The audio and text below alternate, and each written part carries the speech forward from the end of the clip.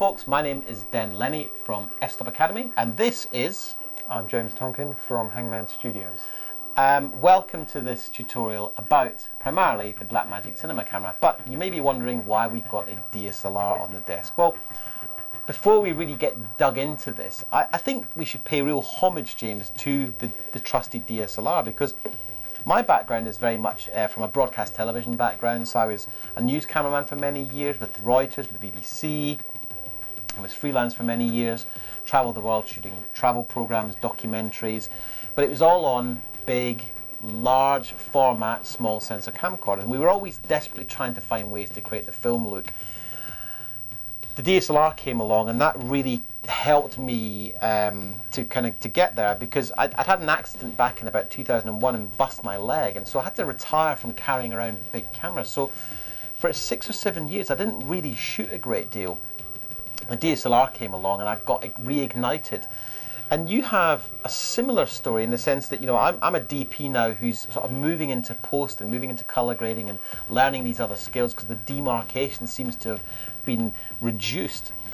You come from a slightly different background. Talk to me about your background. Sure. Well, I've been and still work as a director and an editor for about 12 years now, and I run my own post-production company, Hangman Studios.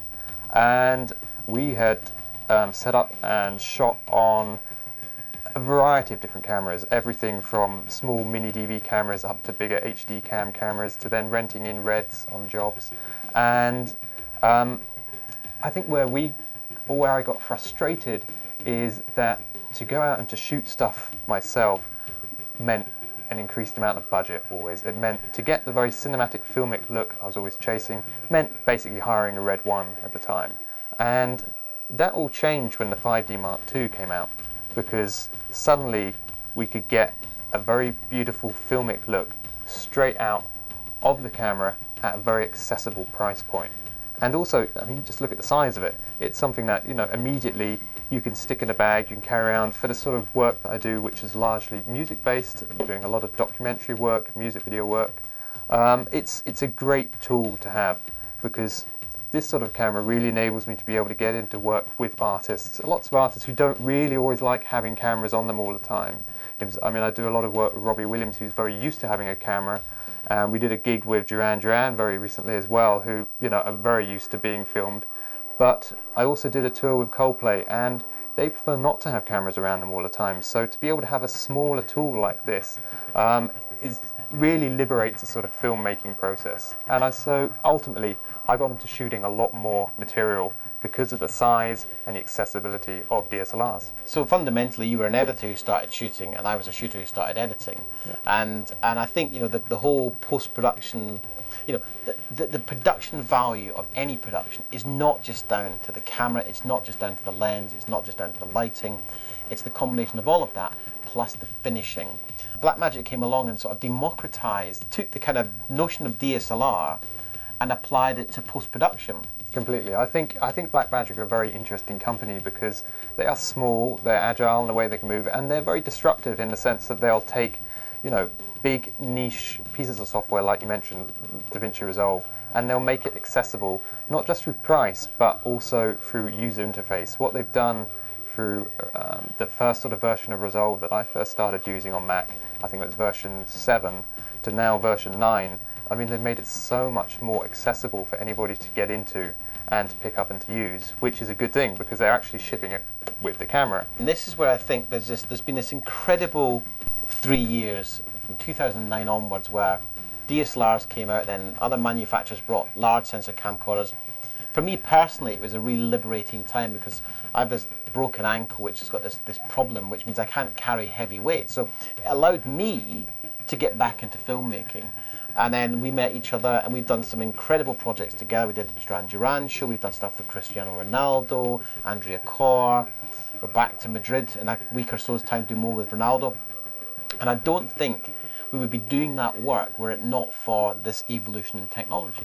I agree. I think a lot of the way that I like to work, and we both have adopted, is that of working in a small, intense sort of crew where basically we'll go and do these commercial jobs in Madrid, and it'll just be the two of us, and we'll hand carry these cameras out with us, you know, with a very small degree of kind of grip gear, take everything, you know, with our own kind of luggage, and not rely on any external crew or anybody else. And it's only because of the camera size that we can do this these days. If we were shooting back on film, or if we were shooting on bigger shoulder format cameras, you know, inevitably you'd have had to have had extra assistance and other people there as well. And I just like the format of being able to work fast and small. I agree, and I think, you know, before we get stuck into, you know, the guts of this tutorial, which is about, you know, all the pitfalls and all the workarounds, I just want to pay huge respect to the image quality.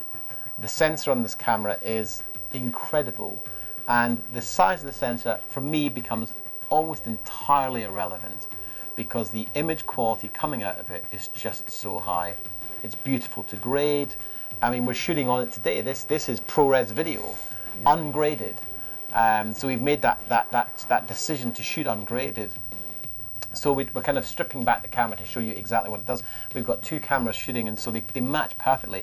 But just to sort of summarize this introduction, because I know we could talk for hours about how much we love working with this camera, but what is it about the image for you that is just so special?